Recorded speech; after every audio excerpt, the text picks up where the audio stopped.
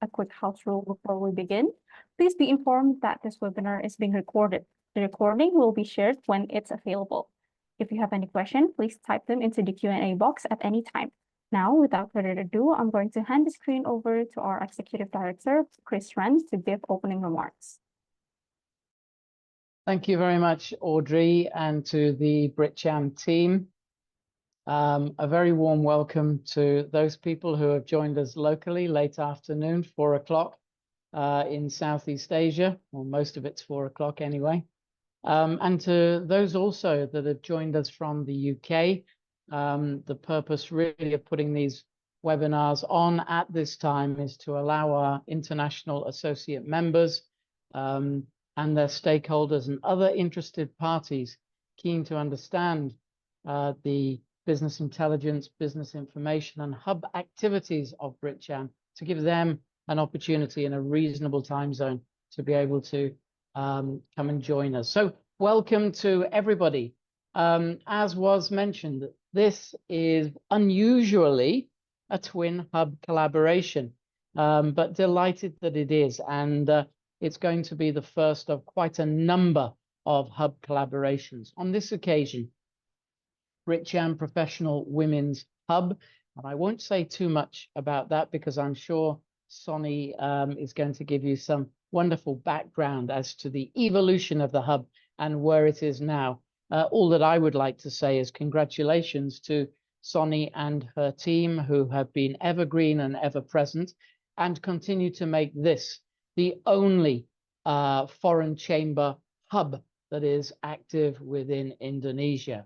So it's BritCham's Professional Women's Hub in collaboration with the BritCham Talent Hub. For those of you not familiar, the Talent Hub, it's new by name, but not new by nature. We had lots and lots of people saying to us, hey, Chris, team, BritCham, human capital and education. Wow, it's a bit of a mouthful. Can we not sort of find something that encapsulates both the spirit, the essence, and the actual substance?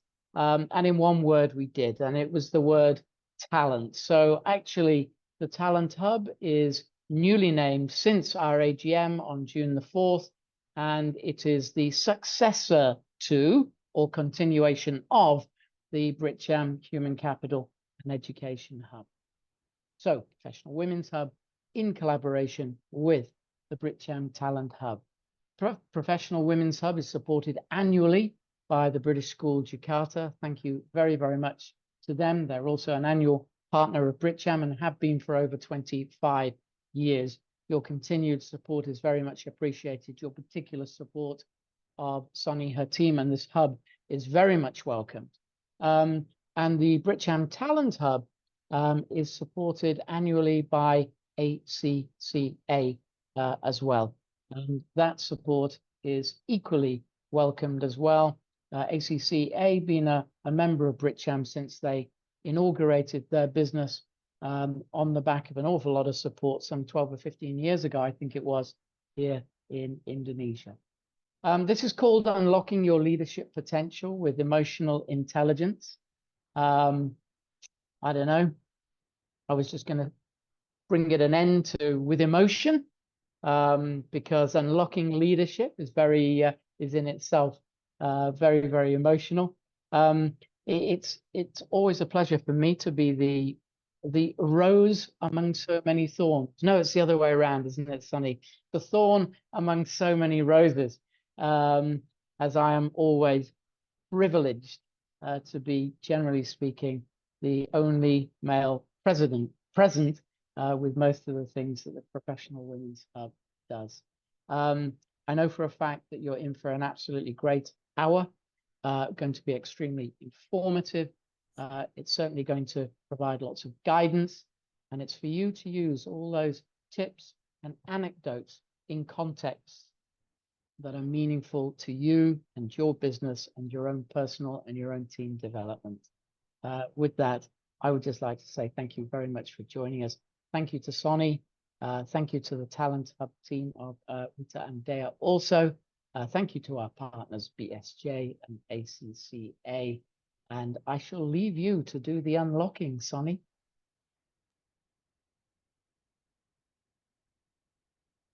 Thank you so much, Chris.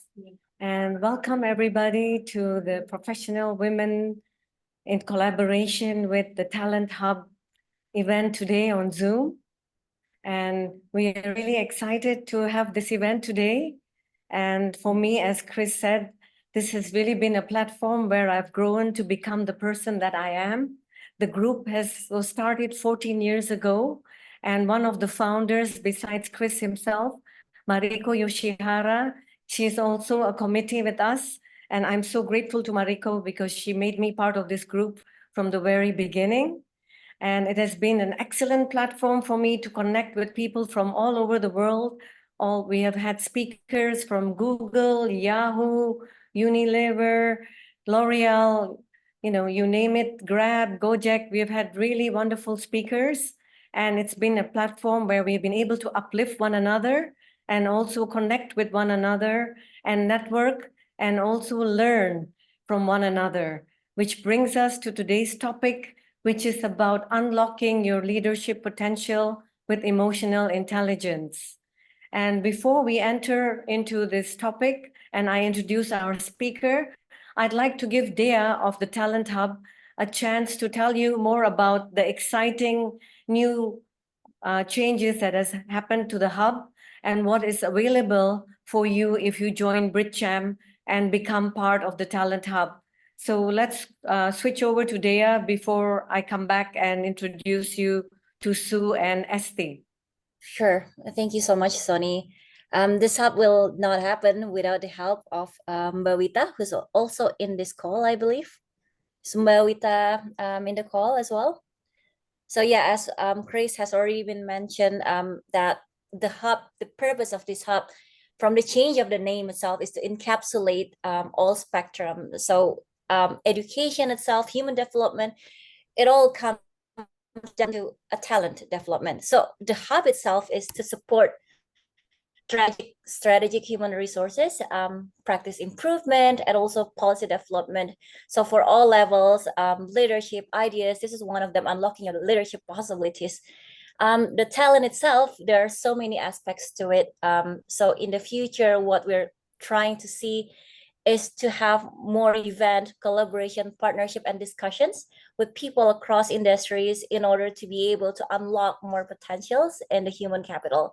So it comes from leadership experience. It comes with also how to close the gap across generations. So there are a lot of things that more events that we're expecting to see in the future. So stay tuned at the BritCham's website and also other platforms, because we're gonna come up with some interesting ideas in the future. If Mbak Wita has anything else to add on, feel free to jump in. All right, I think she's not in the call. All right, I think that's all from me. Thank you, Dea. And now I'd like to introduce you all to the company that is behind today's topic. And that is 6 Seconds. I first got to know about 6 Seconds because of Esti Darmesti, who is also on the committee of the BritCham's. And she is the director of EQ More. And EQ More is the preferred partner of 6 Seconds in Indonesia. 6 Seconds is a company that is a nonprofit organization. It is based in the US, and the mission is to increase the world's emotional intelligence. They equip people with the emotional skills they need to thrive at home, at school, and at work. They provide certifications and assessments in emotional intelligence areas. So Esti had given me a short demonstration of what emotional intelligence is all about and what 6 Seconds teach. And I found it very, very interesting. So when she suggested that we invite Sue McNamara, who is the Asia Pacific Regional Director of 6 Seconds. Sue is based in London, UK, and she has graciously given us her time to share with us how it is to unlock our leadership potential. I think each and every one of us, we strive to become a leader, not only for our team, but also for ourselves. The way to truly succeed is through achieving emotional intelligence, because we are taught IQ is important, but it's only lately that we've been hearing about the importance of EQ. And I think for all of us, this is a very important topic. Let's learn from the expert. Sue has been invited to many, many different countries. She has presented in many different languages. So she is very accomplished. And I'm sure that we are all going to have some aha moments and some takeaways. I would encourage all of you to please chat in the webinar chat and also put your questions in the Q&A chat. Esty will be the one that is moderating this event. And we would really love it if we all could make it as interactive as possible so that we could all participate, because this is what Sue would like to do and not make it just a one-way. Is Sue already in the chat? I mean, in the webinar? She just texted me that she's just finishing her course, so she'll be here, in a moment. Okay. All right. So Esty, maybe you could tell us that what made you become a partner with EQ More? I know, and Right. I mean, what made you choose 6 seconds and then become the partner for 6 seconds in Indonesia? Right. Thank you, Sony. Actually, I've been focusing on emotional intelligence for the past like 9 or 10 years ago. Before that, I was actually also working in various corporations. My background is human resources. And then, based on my experience, I found that emotional intelligence is really a very critical skill for every human being, whatever the role is. So that's why, like 10 years ago, I decided to leave my corporate life and focusing on emotional intelligence. And yeah, I found 6 seconds actually when I searched about certifications, assessment of EQ. And then I liaised with them, and until now I found 6 seconds is really very progressive in EQ. They did a lot of research, and they did a lot of courses, certification, different assessments. They also created different tools, very interesting tools for emotional intelligence. That's why, like a year ago, they offered EQ More, my organization in Indonesia, to be the preferred partner in Indonesia. Yeah, so it's really exciting. I'm still very excited and motivated to learn more about emotional intelligence. So hopefully And this afternoon, afternoon, we all can learn together about emotional intelligence. Yeah, and Esty, besides emotional intelligence to become a leader, what about emotional intelligence when we are communicating with ourselves, Because I find that some of us, we struggle a bit to be gentle and kind when we have our own conversations, to be more encouraging and empowering. Do you find that also is the situation many times? Exactly. When you learn emotional intelligence, the first step is, of course, you yourself have to practice emotional intelligence, right? So I found that it's very, for me, it's a very it's an eye-opening, first when I first learned about emotional intelligence, and I keep developing myself, to become better every day as a person by practicing emotional intelligence. Definitely it gives a great impact to yourself, to your self-development.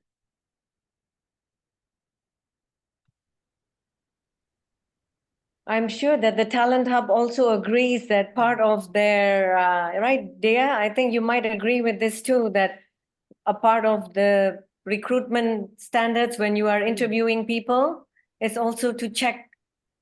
Is that right, Dea? Yeah, definitely. Mhm. We had a lot of chat between like hard skill and soft skills, but that translates into the emotional intelligence as well, because success is defined by a lot of factors, including how we manage our own emotions, how we manage other people's emotion, how we interact with other people, and that's part of emotional intelligence. And there's also a new term. My background is psychology of education as well, so I kind of Mm. know how to some sort of like new terms and new development in the research behind it also. So we call it also a metacognition, which is a part of emotional intelligence as well, which is understanding of our own emotions, understanding of our own cognition. I think that's part of it too. So that's the part that we assess also during the recruitment. Can you repeat that word? What was it? Metacognition. It's Metacognition. a thinking about thinking. Yeah. Wow, Yeah, that's yeah. something new that I'm learning. Yeah, Very good. Yeah, interesting. that's the ability of like being able to take a step back and think about the way you think, which also correlates with your emotional intelligence ability. So that's a whole interesting research behind it. Okay. Definitely. And can you explain a little bit? I think we had a chat before about, the difference in the generations, Gen Z, Gen Y, and Yeah. yeah, and the Yeah, way we are approaching, our jobs.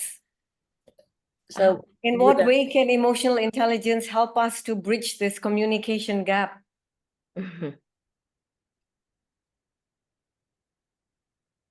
directing to Bu Dermesti or Oh, to No, I'm to asking you, you I there. think. oh, To you. the generation gaps. Yeah. Every generation it's an everlasting challenges for every generation to deal with, the group of different generations, because every generation with different background, different economical situations as well, a lot of factors contributing to it. When you have to work and combine your skill sets and then work preferences across generations, there must be some frictions around it, right? Like Gen Z, we talk about Gen Z, and then millennials and all those. Sometimes it's not even has to be 10 years of gap difference. Sometimes it gets 5 years of difference actually creates some sort of like different styles of learning as well. For instance, when there's a boom of technology, within those period, that actually changes the way people work and people learn.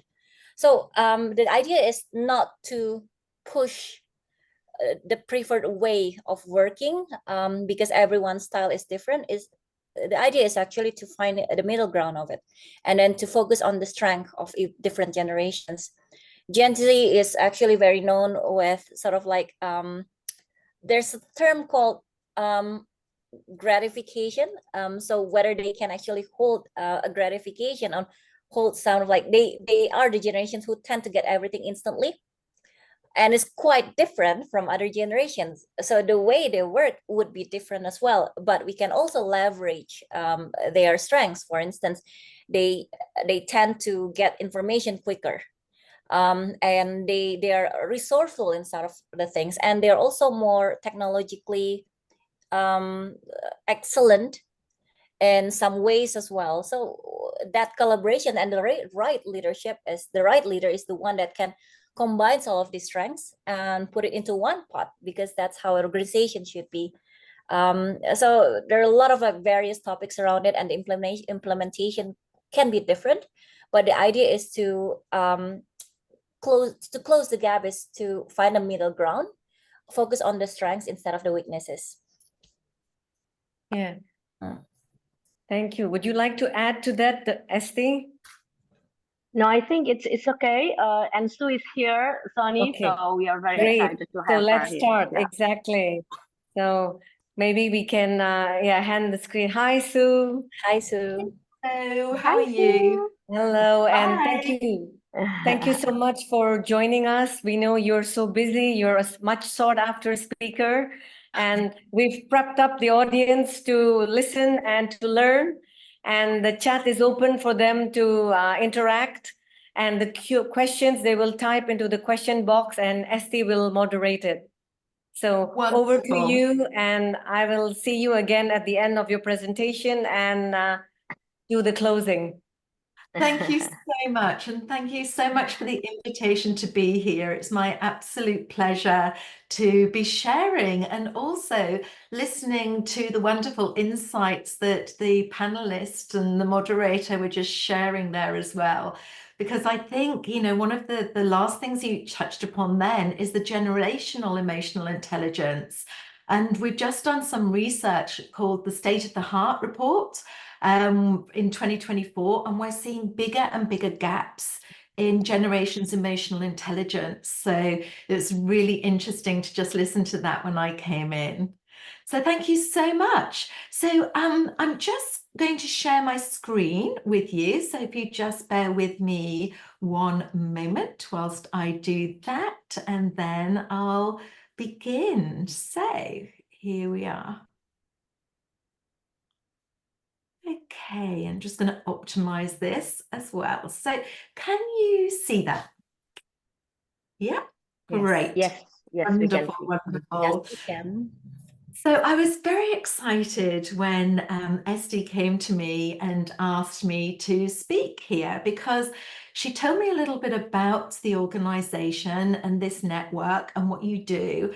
And for me, I think leadership, it's such a privileged position to be in, and we can impact the lives of so many people around us through how we show up as a leader.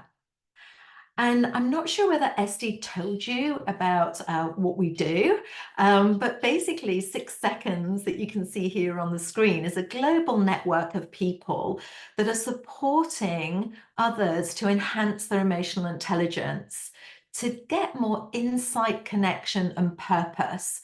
Because we believe if people have more insight, are better able to connect and show up with purpose and alignment in their values, then the world will be a better place.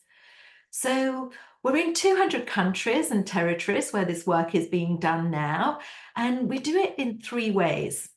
One is by Sue, supporting... sorry.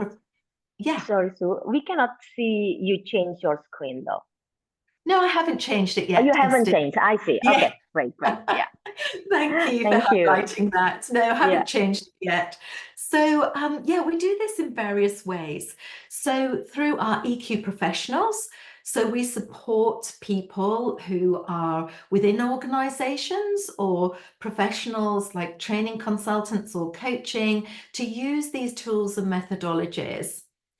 We do it through EQ Impact, which is our not-for-profit arm, where we partner with organizations such as UNICEF around the world to support youth well-being.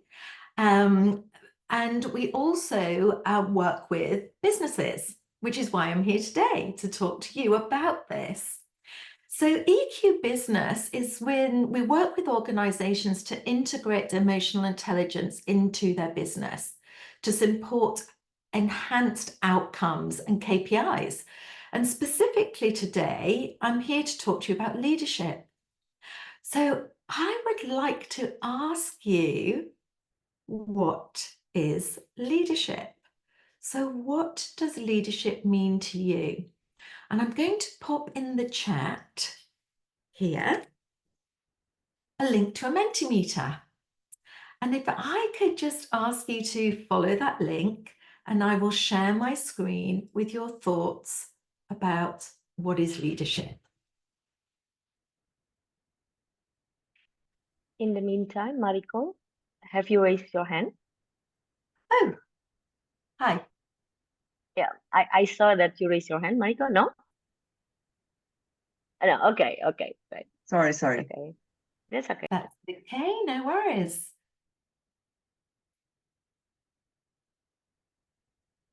So I'm just going to share my screen with you. 1 second. Okay, can I just check that everybody can get through to the Mentimeter? Yeah, Great.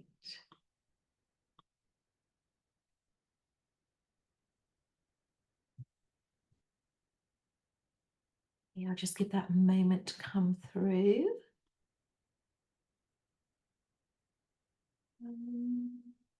I think maybe people may be having, okay, they're coming through now. Thank you. So understanding self, somebody has put. So yeah, absolutely. Assertive, nurturing. Okay, I'm just going to share my screen with you so that you can see these coming through.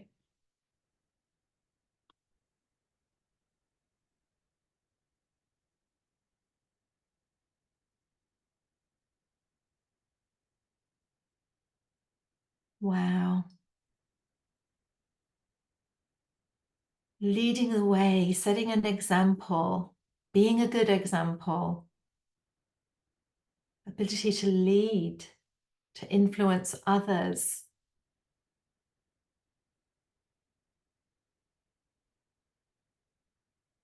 Leading with empathy, leading for others. So there's so many themes coming up here. But what I can see from this is leadership is tough.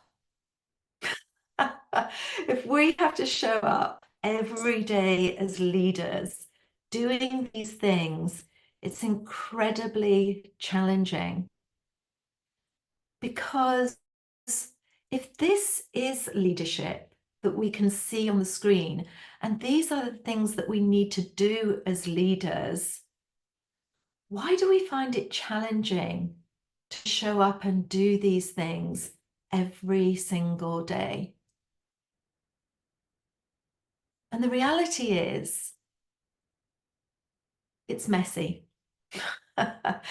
It's messy. Things aren't linear. Leadership does not have a manual which says, if you show up in this way, you're going to be successful.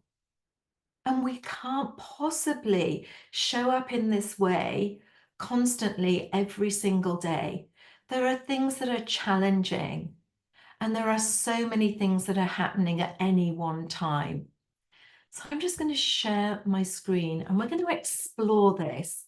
So if we take this Mentimeter as this is what leadership is, there was a global survey by Gallup of over 1 million people, and it asked that question: what are the challenges in the workplace today? And the answer to this question was resounding, that 74% of issues and challenges in the workplace pertain to people. And at 6 seconds, and all of the neuroscience shows that if we're having challenges with people, emotions are an inherent part of those challenges. Because where people are concerned, emotions are constantly present.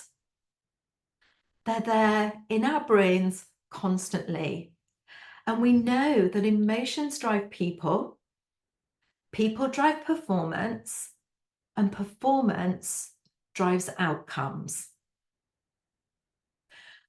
The worst business advice I've ever seen given in a business circumstance, and I actually experienced this in a board meeting once, and it was just leave emotions out of it. Leave emotions out of it. Well, I was very interested to learn how one could actually leave emotions out of it, because we can't. Emotions are primal. We've had emotions from when humans were on this planet. So when we were cavemen and women, emotions were there. They were there to help us. They're functional. They're there for a reason. They're there to help give us information, useful information if we use them properly. However, emotions can also get in the way. And that's when we think, oh, there are good or bad emotions, but there aren't. Emotions are just neurohormones, chemicals in our brain that are released in response to a stimulus. And they're there as our friend. They're there to give us some advice about the world around us. But unfortunately, many of us have grown up in environments where we don't tap into that wisdom. We're told to ignore this information. And what happens when we ignore this information is the emotional chemical regenerates itself. And in other words, it shouts louder and louder and louder at you. And your employees, their emotions are going to be shouting louder and louder and louder at them until they react or until you react. And that's when we do or say things that we regret. We do or say things that don't support us to show up in the way that you put in the Mentimeter. So we have a choice about using these emotions or not. But we know in leadership, particularly, if we choose to ignore our emotions as a leader and the emotions of those other people around us, there's a cost. And the cost is a negative impact not only on your own performance as a leader and how you show up, but that of our teams and our organizations. And the graphic that you can see on the screen now comes on our business case for emotional intelligence. So I mentioned that we do a state of the heart report. We also do this EQ business report. And so we ask people around the world about emotional intelligence, and then we analyze the outcomes of high and low emotional intelligence. And this graphic that you see here shows the costs of low emotional intelligence. So the vast majority of leaders, and that was myself included, don't look at the hidden costs of low emotional intelligence. It's seen as a soft skill. But when we actually look at this from an economic perspective, low emotional intelligence in organizations is incredibly challenging. And particularly in the current economic climate, these are significant risks and they're becoming harder to ignore. So what you can see here is something called the infinite cycle that illustrates these costs. And some of these costs are tangible. You in an organization or in your team, you can see these. How much turnover is there? How much absenteeism? How many errors are being made? What are customers saying about us? These are all things that we can measure. And I personally think that when we look at it through this lens, it takes it from a soft skill to an important, essential business skill that we as leaders should really pay attention to. And we know, for example, what happens when people do incorporate this into their organizations, integrate emotional intelligence into the organization. Many times we don't see some of these things. So for example, if an employee leaves and we do an exit survey with them, we know that most of the time they don't say to you, oh, I'm leaving actually because you've created a toxic work environment where people populate this company in a way that is not good for my mental well-being. So therefore I'm leaving. They don't do that. They say, there's another opportunity that's come along, because they don't want to burn bridges. So many of these things are hidden and we might have some vague idea, but we really need to look at the root cause of this. So we also know that where this starts, in addition to knowing what happens with low emotional intelligence, we know that it starts with you. It starts with leaders. And unless leadership, and going back to, I heard when I came in, you were discussing about recruiting, and I saw one of the questions that you sent to me is about recruitment. You know, how do we find the right leadership? How do we get the right leadership in place so that we can have engaged employees, so that we create this great culture and have customers who are satisfied? How do we do this? So we're going to touch on that in a little bit.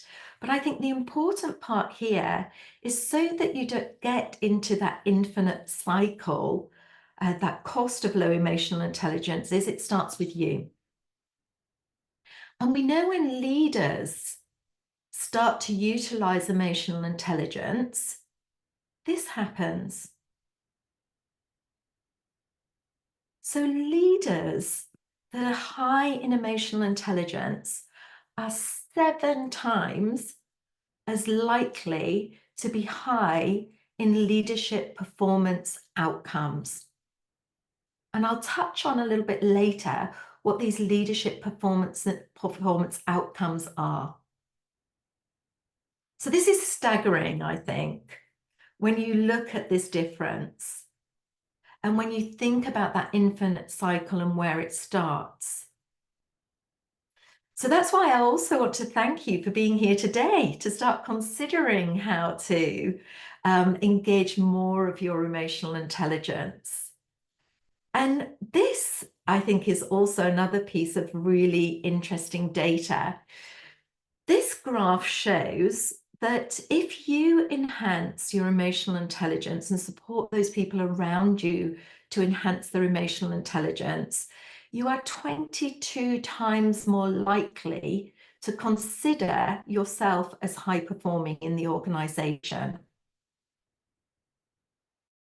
And this study was based on a randomized sample of people from 140 countries.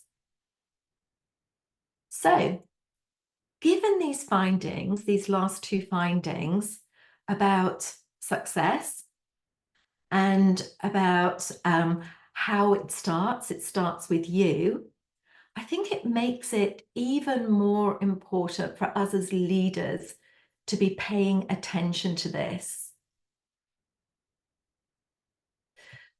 So these are, that you can see on the screen now, some of those outcomes.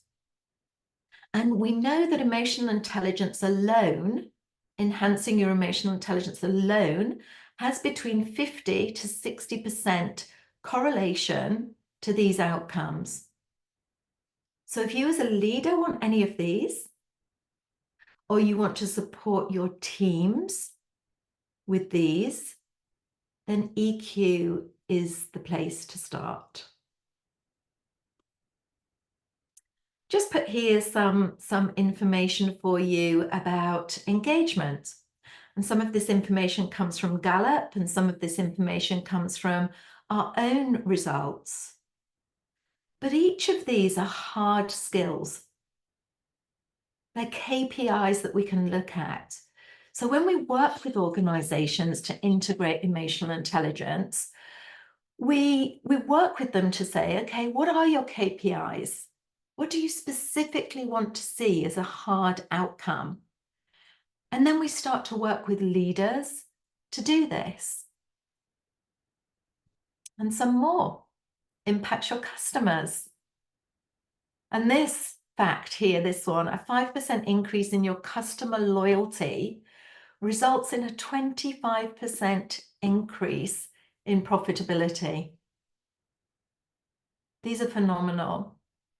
So at the end of today's session, I'm going to pop into the chat for you all the data behind this so that you can read more about it and learn more about these outcomes of your leadership EQ.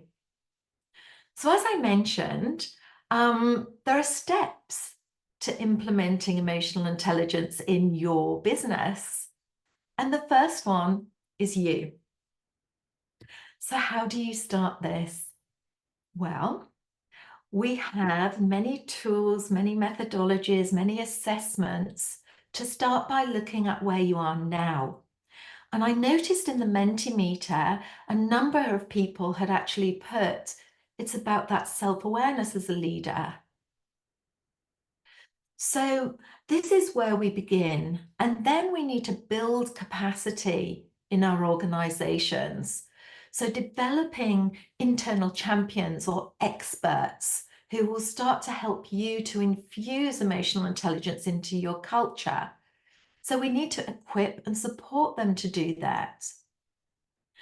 Then it comes to this embedding emotional intelligence, where we work with leaders to put emotional intelligence into the systems and the processes at every single stage, from recruitment to talent development, selection, advancement, all levels of your organization.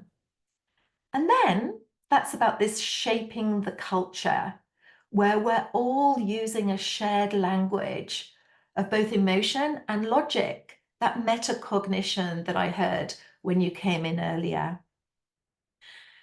So here's some of the ways in which we do that. But what I would like to do with you is to start to consider now, if we know these are the benefits, if we know it starts with us as leaders, what is emotional intelligence? And how can I start to develop that? So I'm going to show you a video clip, and this video was taken from our EQ Summit, the World EQ Summit in Dubai in 2017. And we asked people this question: what is emotional intelligence?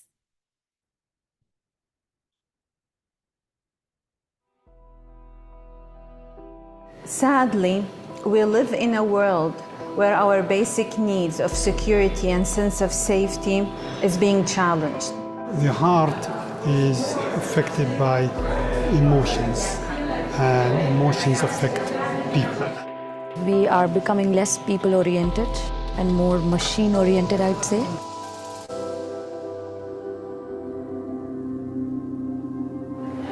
In one word, what is EQ?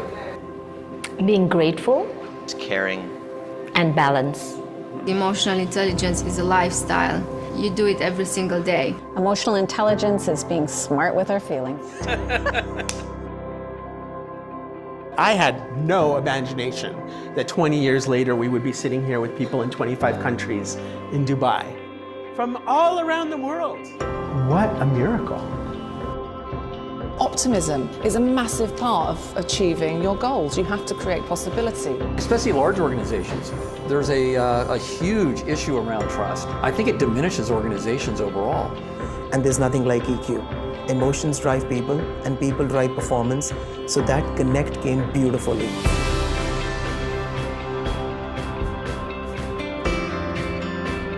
So the research says that people don't leave organizations, they leave leaders. If you as a leader, if your actions inspire others to dream more, learn more, and do more, become more, then you are a true leader. If you can hear me, do the hokey-pokey! In 6 seconds, I can decide I'm going to be part of making change happen and being a change maker in the world to help people develop greater insight, connection, and purpose. EQ has given me the permission to be me. Because it just helps you to be intentional, to really think through, what do I really, really want out of this moment? Emotions guide our thinking, that's where they come together. We all have feelings, and we can be emotionally idiotic or we can be emotionally smart.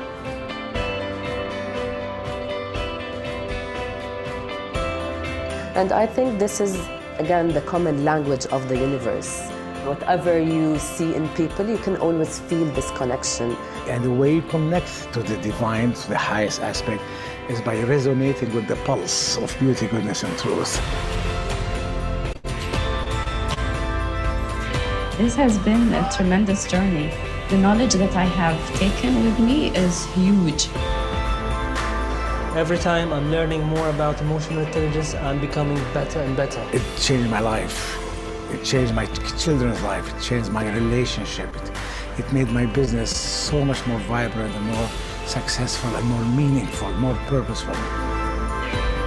What do you want to say? Okay. So that's what emotional intelligence is. And we heard that from people all around the world. So this is universal. So if we can distill this down into a sentence, a very simple sentence, somebody said it in there actually. What is emotional intelligence? So at 6 seconds, we've taken all of the neuroscience and the research and we've distilled it down into this. Oh, sorry, let me just try this. Into this sentence. Emotional intelligence is being smarter with your feelings. That's it. That's it. And it seems simple, but it can be challenging, particularly in pressurized, stressful situations.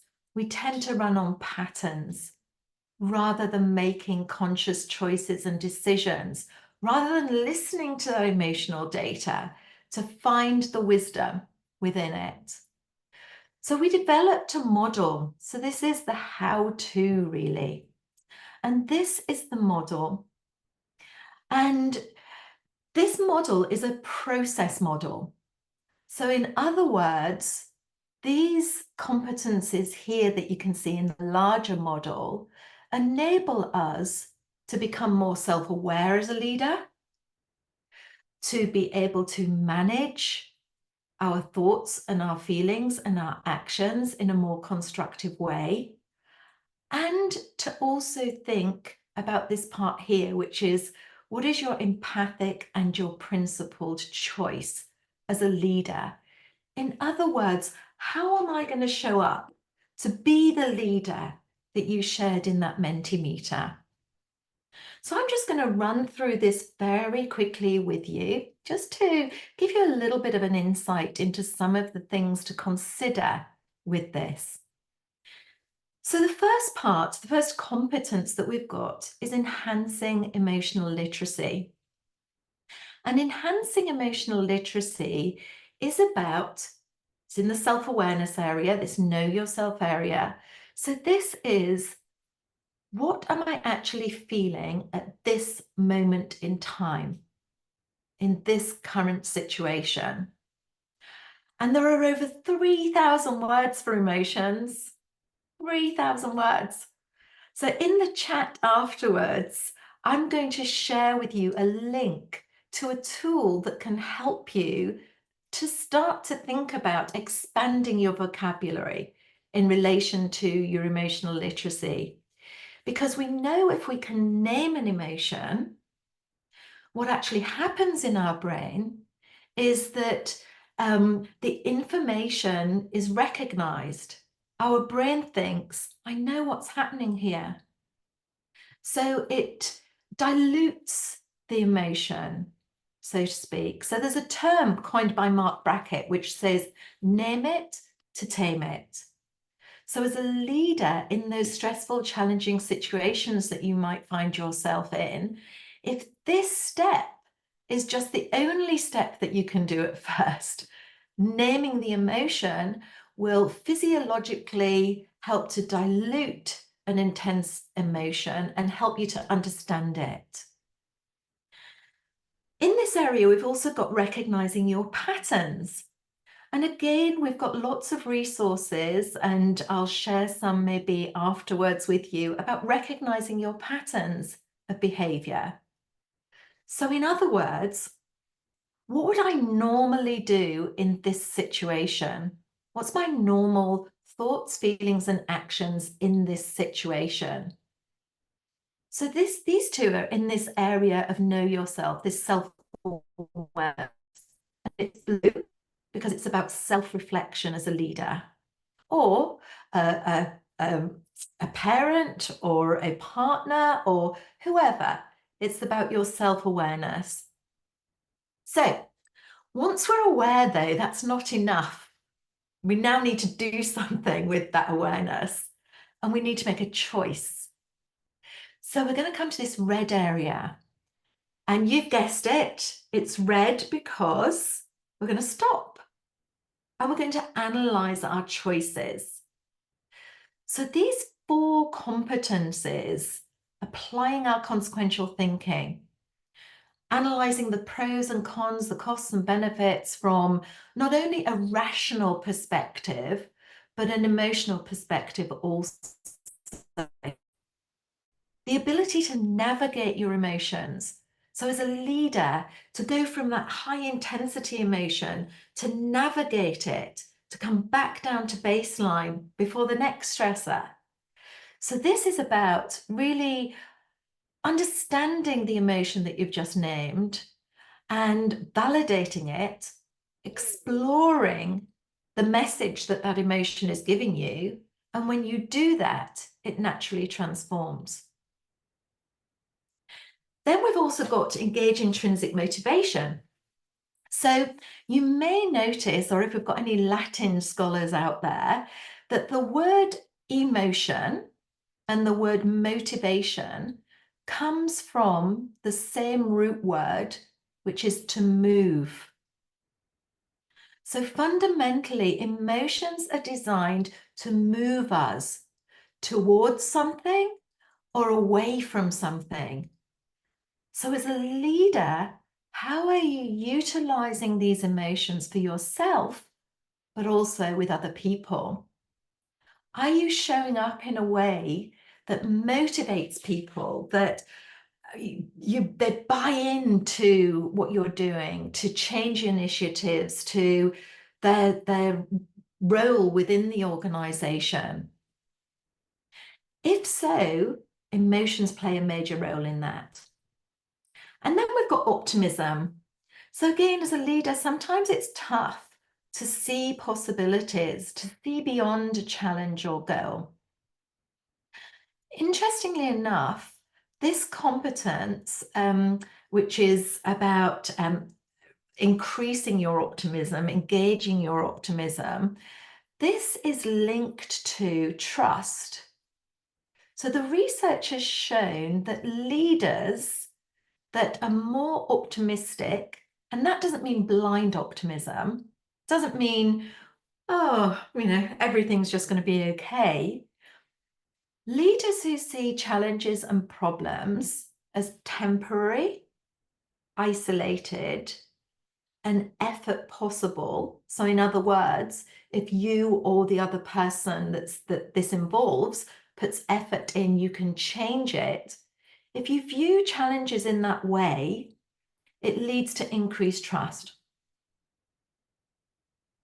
And if you think about it, if you've ever had a problem at work, or you've done something wrong at work, and you work for a leader who is just going to see this problem as permanent, you're always going to do this, it's pervasive, this is going to affect everything in the organization, and it's your fault. People orientated, you're not going to go and knock on that door and tell them about the mistake.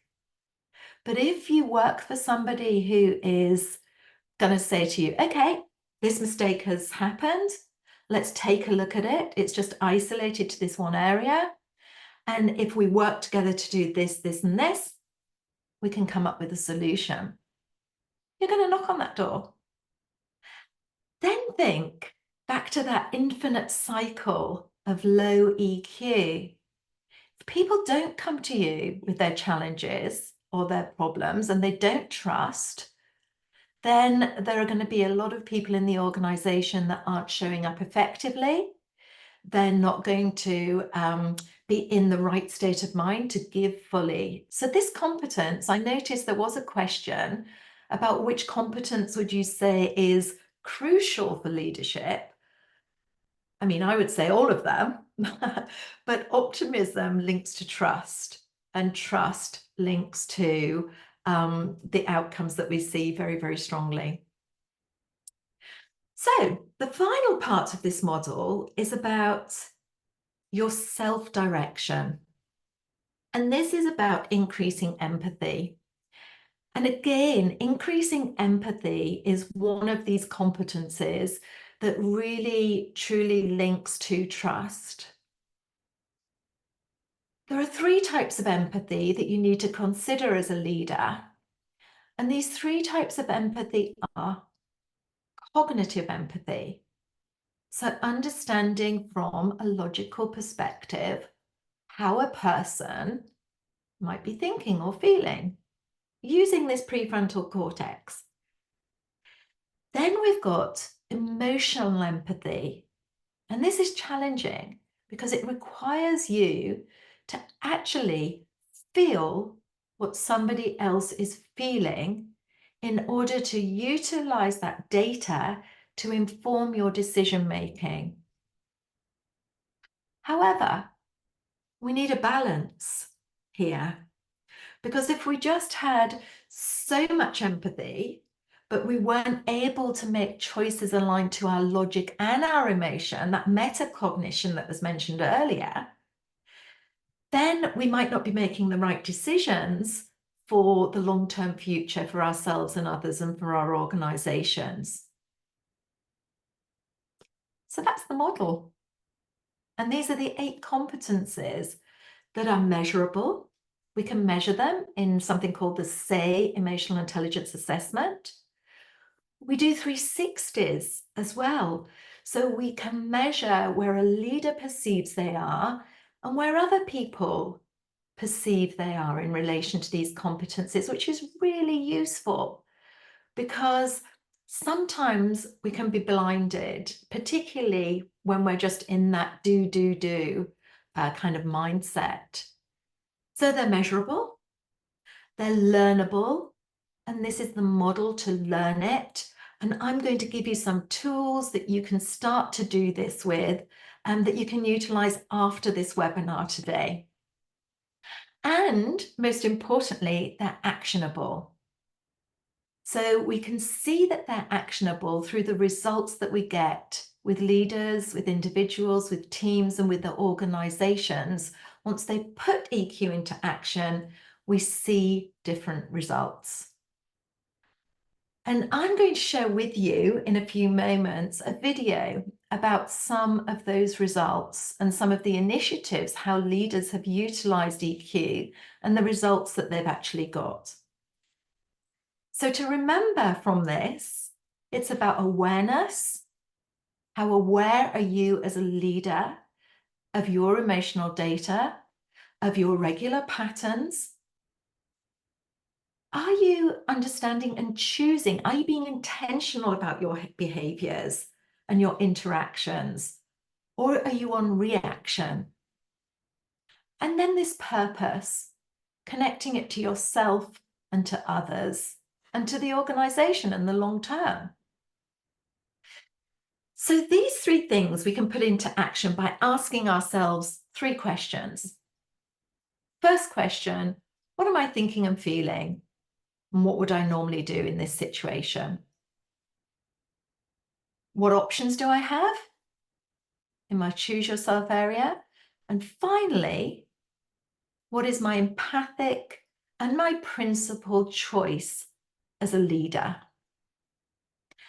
And if we do this, this will really help us as a leader to be aware, intentional, and to act with integrity and purpose for ourselves and for other people. And when we do that, we know that the results that we get are really powerful.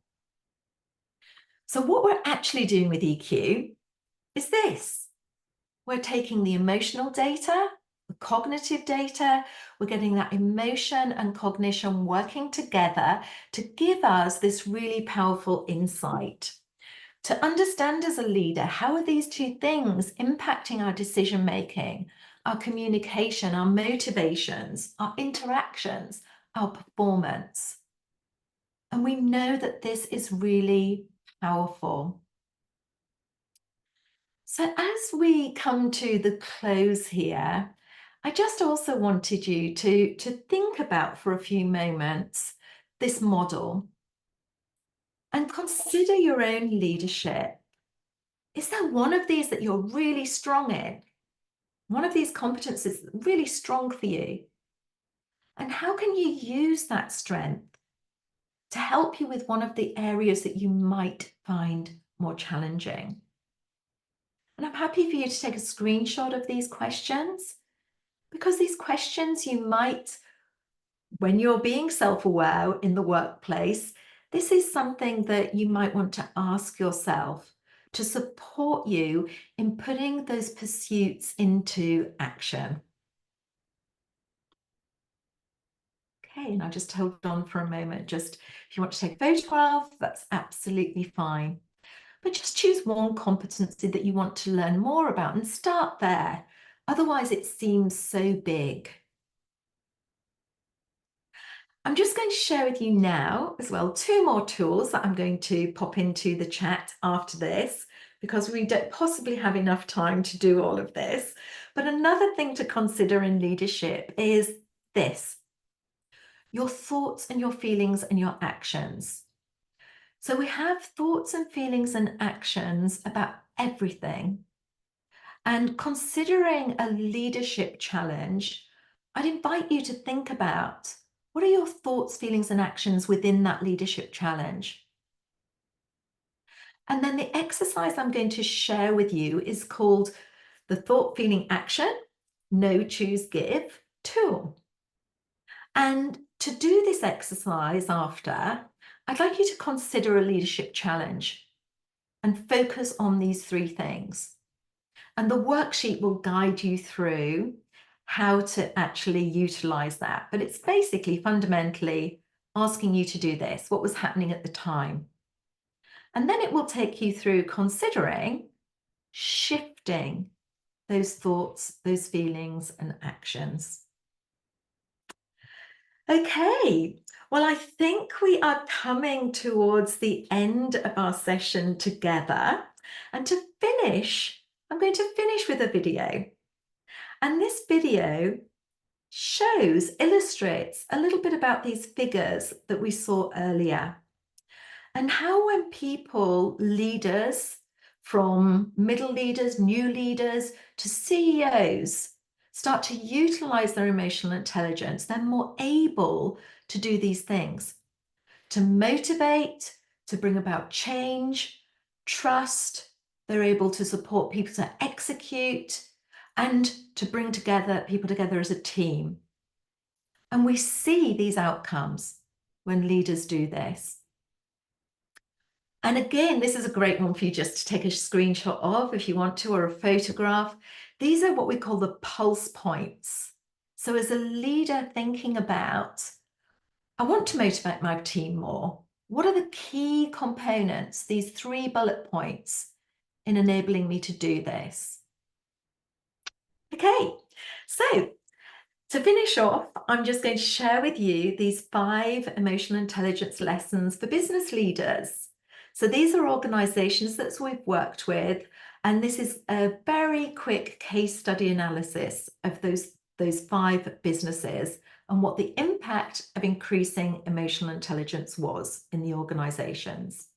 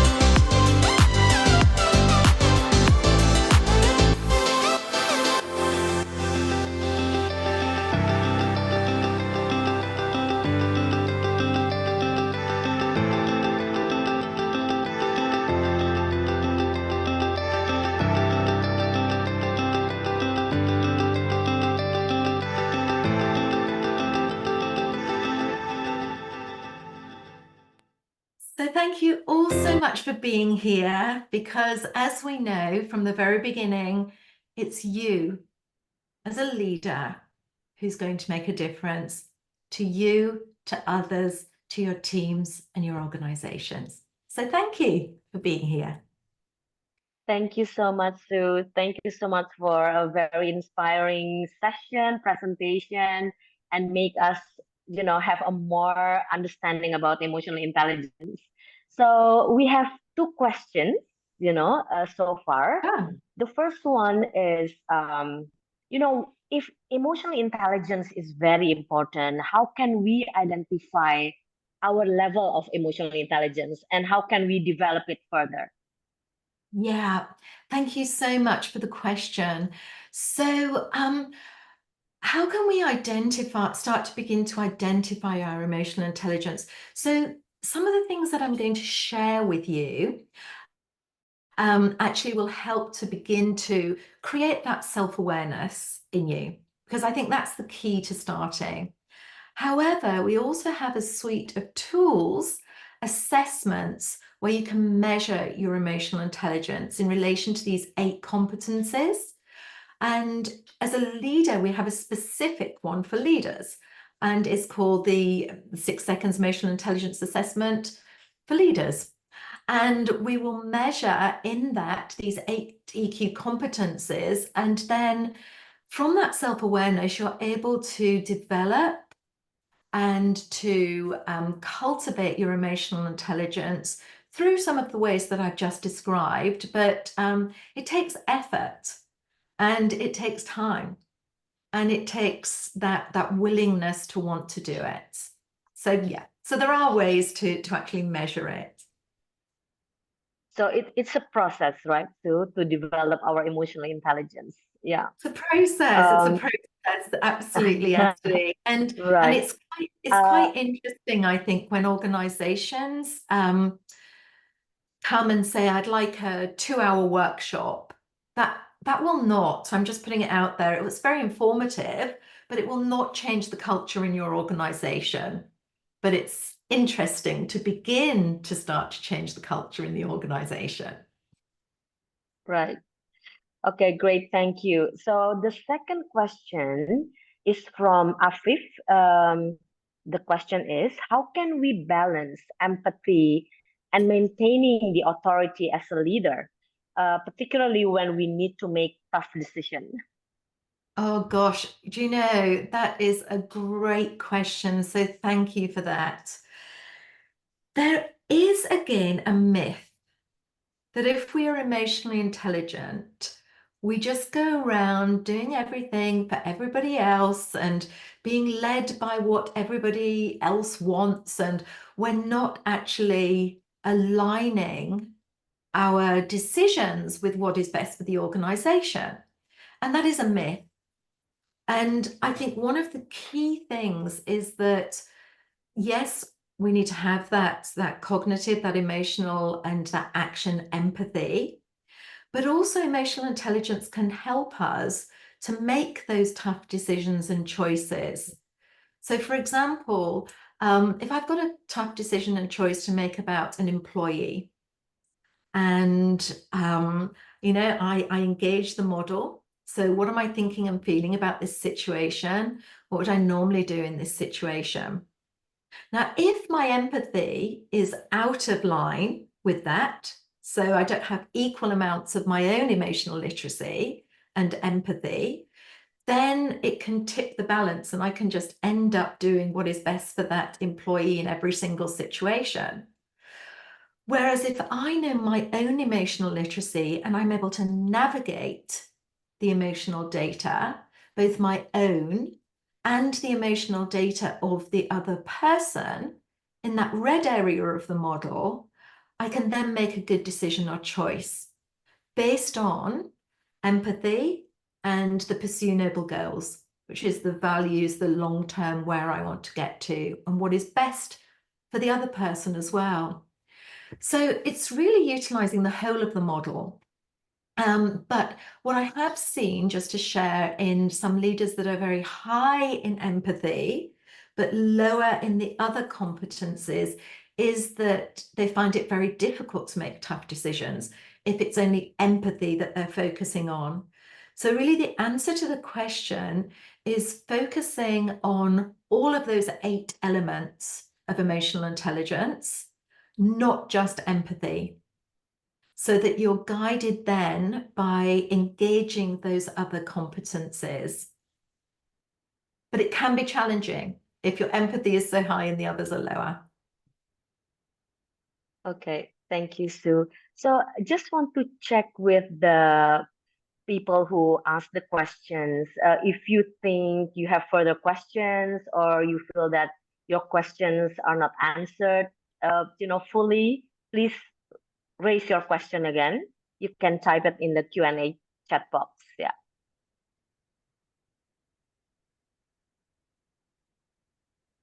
Garmesti, there was a question from Noor Murling. Yes. Yeah. I read the question from Noor already. She repeated the question in the Q&A box. Yes. Okay. Has it been answered?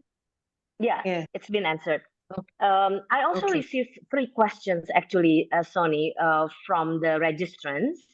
From Camila, like which elements of EQ are most critical in leadership? So, I mean, you explained like 8 competencies. Are there any, a competency that is more important than the others? Yeah, so I think going back to just what I mentioned just in relation to the previous question, as a leader, it's important to have those competencies in alignment. That's really important. However, the research shows that the competence of increased empathy and exercising optimism, those 2 competencies actually link very strongly to trust. And you'll have noticed that trust is at the center of the business model that I showed you. So without trust, you can't motivate, you can't make change, you can't do anything effectively without trust as a leader if people don't trust in you. So those 2 competencies are strongly correlated with trust, which trust is at the center of the leadership model. So I hope that answers your question. Yeah. Okay. Do we have any other question? Okay, we have one more question here. Sometimes as a leader, we are not satisfied with the performance of our team. So how to manage our emotional intelligence in that situation? Yeah, and I think again, it's a great question because leadership is challenging. And we're not dealing with just the emotions of one other person. We're dealing with the emotions and the performance and the thoughts, the behaviors of other people. And it can lead us as a leader to act in certain ways, which leads to certain patterns with our team. So it could be that you find as a leader, you've developed patterns where you're reactionary with the team. And the key to it, again, is really analyzing the situation. And just out of interest, here in Asia Pacific, we're really strong. Our strongest competence is apply consequential thinking. So I would say start with the strength, which is apply consequential thinking. Consider that situation with the team. We're not satisfied with the performance of this team. Analyze what you may normally do in that situation, and then think, is that getting you the outcome that you want? So ensuring that you're communicating in an open and effective way, that you're transparent, because transparency leads to trust, and that the team are very aware of what is expected of them, and that they know how you're thinking and feeling about this. So being open and transparent, but not reactionary, not having a big emotional reaction, actually navigating the emotions around that to engage the logic and the emotion to have a conversation with the team, because feedback can be tough. And again, it's shown that leaders that are higher in emotional intelligence can actually feed back more effectively. Because if you think of a time you fed back something that's not positive to somebody, you have emotions as a leader. And that those emotions can lead you to think, I'm not going to have that conversation. I'm not going to have that tough conversation now. It's not the right time. It's not the right place. And then that conversation never happens. And then that poor performance continues and continues because we haven't engaged in that early on. So Esty, I would say identifying it early on, utilizing the skills of recognizing your normal patterns in the situation, going into that red area of what are my choices here? So utilizing your optimism to come up with some choices, but being clear and transparent. And rather than just giving that feedback at the end of something, give it along the way. Have check-ins. Not that you're micromanaging, because that's awful for motivation, but just those check-ins so it's fair on the team as well as on you. So I hope that helps.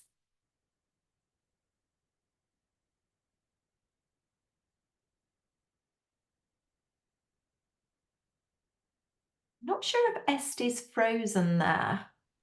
Yes. There you are. Yeah, sorry. As usual, I have problem with my connection. So there is one last question. Can you hear me, Sonny? Is my voice clear? Yeah. Okay. Yeah, that's good. So the next question is, how is the organizational culture impacted by the emotional intelligence element in the leadership? Yes. I will ask you to imagine you are going into an organization every single day and the leaders are reactionary. The leaders don't take into account that maybe, your pet has just had an accident or something's happened outside. If you can imagine walking into an organization where people are just doing, and not taking any notice of the emotions of other people around them, that impacts the climate. So if you have leaders who are showing up in that way, you can imagine that impacts the team, that impacts the emotions of the team take that home, the team have that there.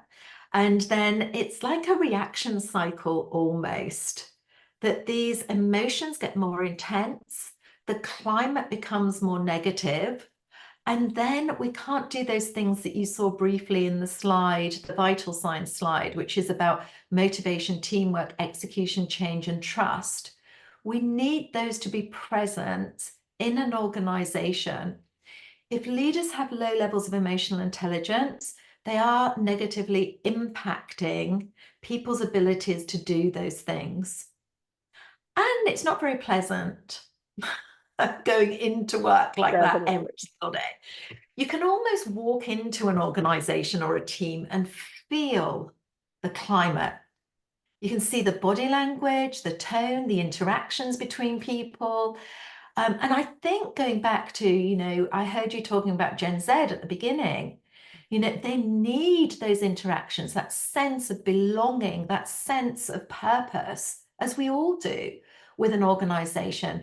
And if we're not motivating because we're showing up in an unemotionally intelligent way, nobody's going to get that. So it impacts not only the organizational climate, but the effectiveness of the organization too. Great. Thank you so much, Sue. More than welcome. Is there any other question? I don't see any other questions, Sonny. I have a question for Sue. Okay. Yes. Yeah. Thank you so much. It was truly insightful and a very powerful presentation. What I've heard from many friends who are like-minded and who are in high positions, CEOs, and they are really working really hard. They say that it's very lonely at the top. Yes. So I think where they struggle is with self-empathy. Can you share a little bit on this? Because it's very important for women especially. Do you know, thank you so much for that question. Because in the 6 seconds model that I showed you, empathy is not just about empathy for others. It's about empathy for self. So when we measure it, we're measuring those two things. Because many times, you know, I have seen leaders who are burnt out, absolutely burnt out, because they've got high empathy levels for others, but lower empathy levels for themselves. So, yeah, it's very, very common. And so I think, you know, going back to the cognitive, the emotional, the action empathy, what are the thoughts in your head? Would you speak to one of your employees in the way that you're speaking to yourself in your mind? And if the answer's no, use the other competencies to shift that narrative.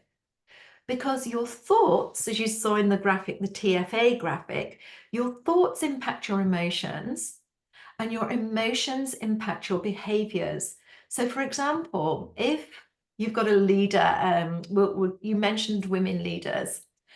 So I've experienced this where I can think of one particular example actually, where I walked into a room and everybody else in the room was, I would say, late 50s, 60s, male, PhDs. And, you know, I have a PhD. It took me 7 years to do the PhD.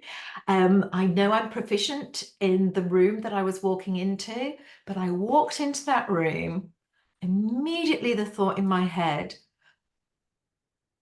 do I actually belong here? Am I going to say the right things? Am I going to show up in the right way? Blah, blah, blah, blah. And then I felt anxious and nervous. And then the action was I sat back until I was able to navigate my emotions and engage my EQ, thankfully.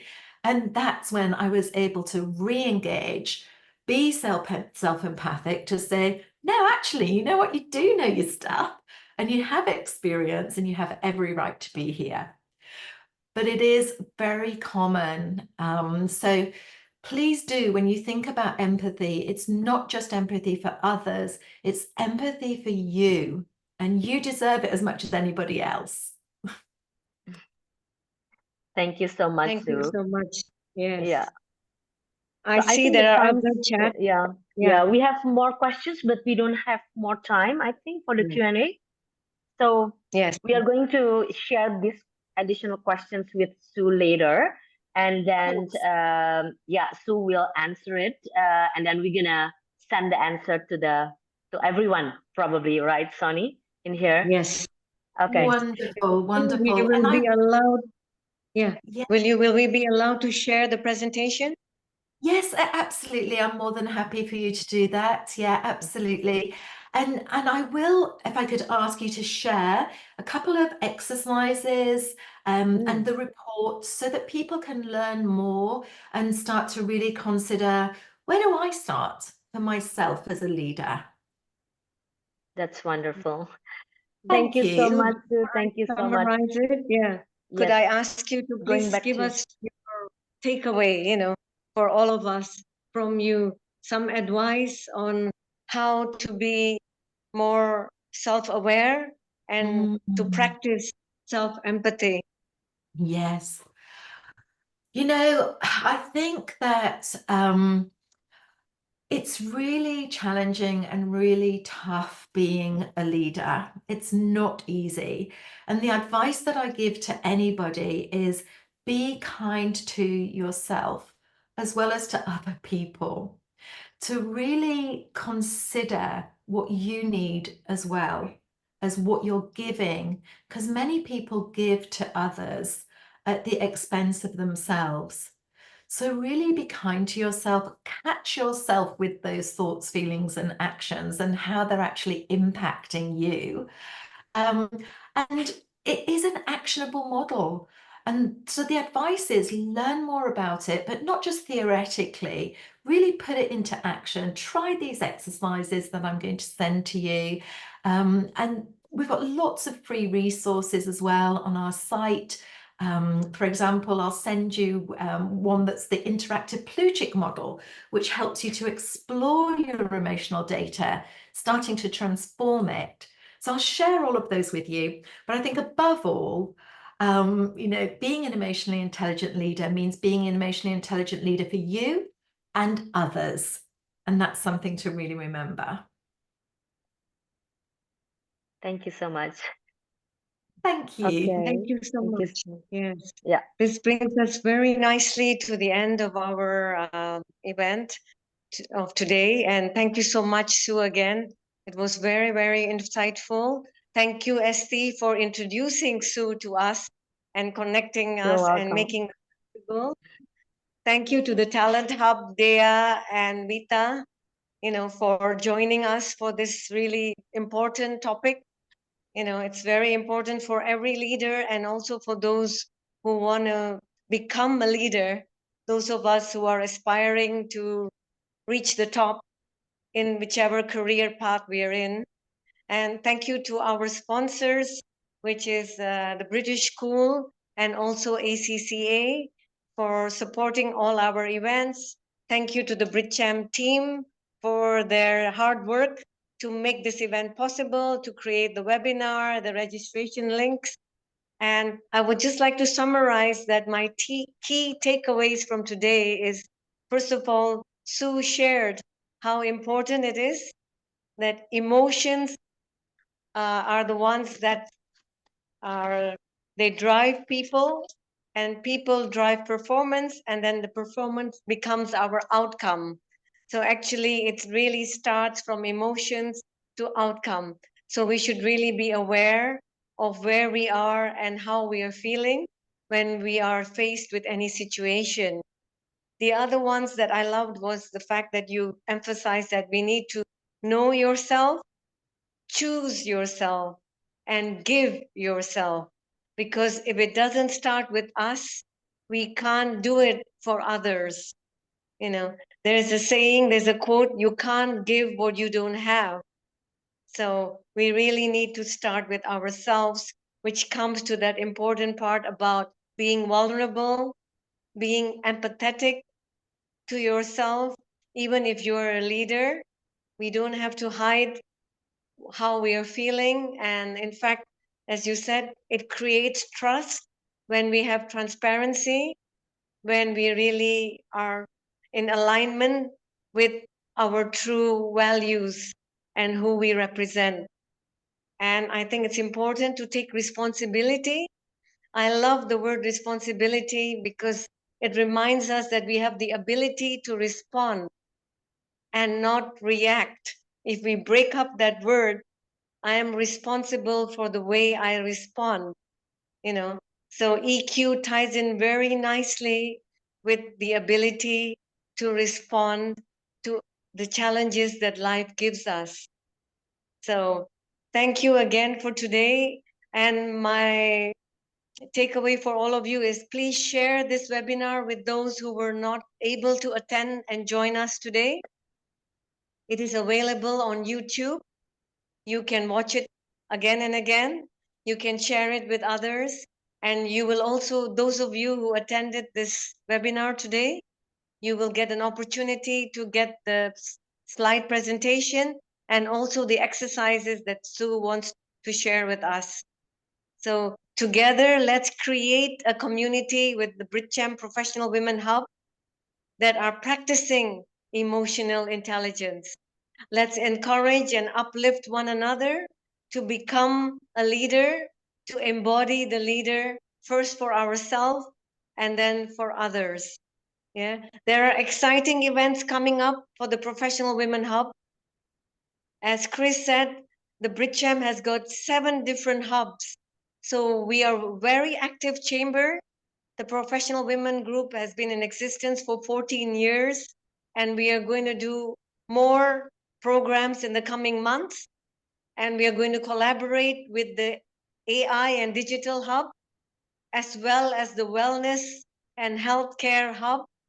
So please join us for these exciting events which are coming up. Please reach out to me, to Esti, Mariko. We are all here on this chat. We have one more committee member, Aparna, who is with Toraja Mello. She was not able to join us today, but we are here to serve you. And I find that this platform has been amazing for really connecting and getting more opportunities, either for your career or for your business.